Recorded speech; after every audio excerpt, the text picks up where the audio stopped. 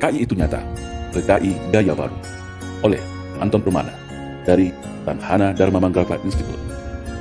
Di era Orde Lama, sebelum pemberontakan, PKI memainkan propaganda adu domba untuk menguras habis energi bangsa Indonesia, memanfaatkan tangan Soekarno selaku presiden, hingga lahirlah perang dengan BITI, PRRI, Parnesa, hingga operasi Ganyang Malaysia.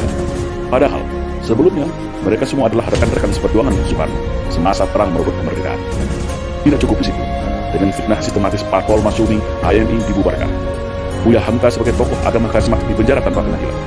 Sampai pada puncaknya, 7 orang jenderal TNI nasionalis dibunuh. Setelah clear semua, yaitu tokoh kelompok yang dianggap akan menjadi batu sandungan disikat, barulah PKI ini melakukan kudeta, mengganti ideologi negara Pancasila dengan komunisme, atau yang kita kenal dengan Gerakan 30 September.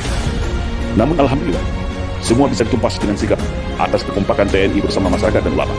Rakyat bersama TNI, ulama, kiai, santri, GP Ansor, PII, dan para pemuda mahasiswa nasionalis baik dari kami dan kami bersama-sama bahu-membahu menumpas PKI dimanapun mereka saat berada. Namun hari ini, mereka bangkit kembali dan sudah tampil di mana-mana. Tentu dengan persiapan yang lebih matang. Kegagalan 1926, 1948, dan 1965 akan mereka balas tuntas saat ini. Semua lini sudah mereka kuasai. Mulai dari istana, Senayan, aparat, media, pengusaha, hingga dukungan politik penuh dari Partai Komunis Cina, sebagaimana dulu di tahun 1965. Kekuatan utama yang dianggap ancaman sudah mereka eliminir. TNI sudah mereka lockdown melalui Undang-Undang Nomor 34 Tahun 2004 sehingga tidak berkutik lagi. Agama Islam sebagai mayoritas di negeri ini telah mereka nistakan dan framing seolah jahat menakutkan dengan isu radikalisme dan anti kebinekaan. Ulama vokal Habib Rizik Sihab juga sudah mereka isolasi. Ustadz Alfian Tanjung dan pakar dalam hal komunisme sudah selesai mereka penjarakan. Ormas Islam yang besar-besar sudah mereka susupkan dan pecah belah. HTI mereka bubarkan. FPI menunggu waktu. PKA Cina sudah infiltrasi masuk dan menyebar di seluruh pelosok Nusantara. Kelompok liberal, Syiah, dan non-Muslim radikal mereka rangkul, provokasi dan pelihara. Sudah mirip kan dengan 1965? Maka, bersiap-siagalah wahai umat Islam dan seluruh bangsa Indonesia yang masih ada merah putih serta Pancasila di dadanya.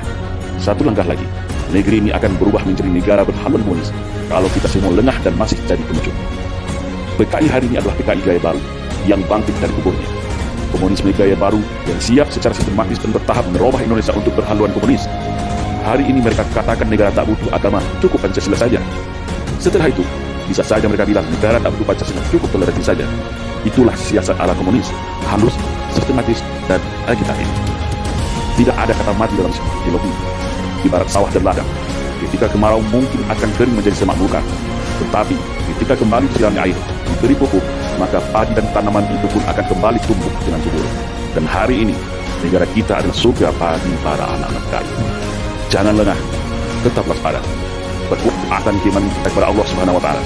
Berkuat kerukunan dan persatuan antar sesama. Karena ajaran komunisme tidak akan bisa hidup kalau rakyat Indonesia dekat dengan agama. Komunisme akan mati kalau kita sesama anak bangsa hidup rukun, saling toleransi, berdamai, dan bersatu tanpa membedakan sara. Karena fitnah adalah senjatanya PKI. Adu domba dan hasut-menghasut adalah pisaunya PKI. Berbohong, menipu, berkamuflase, dan membolak-balikkan fakta kebenaran adalah nafasnya PKI. Membenci agama dan berupaya menjadikan agama sebagai musuh negara adalah agenda utama PKI. Bersiap siagalah wahai rakyat Indonesia.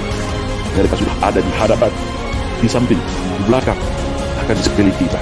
Dan ingatlah, jika ada yang mengatakan bahwa komunisme itu sudah mati dan tidak ada lagi, maka hati-hatilah, mereka itu komunisme atau minimal korban dari hasil cuci otak kader-kader komunis yang dumung dan oportunis.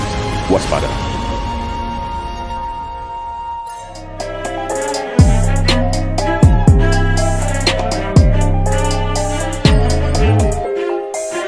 Saya akan menyerang manusia yang nekat keluar rumah, yang tidak pakai masker dan tidak pakai hand sanitizer.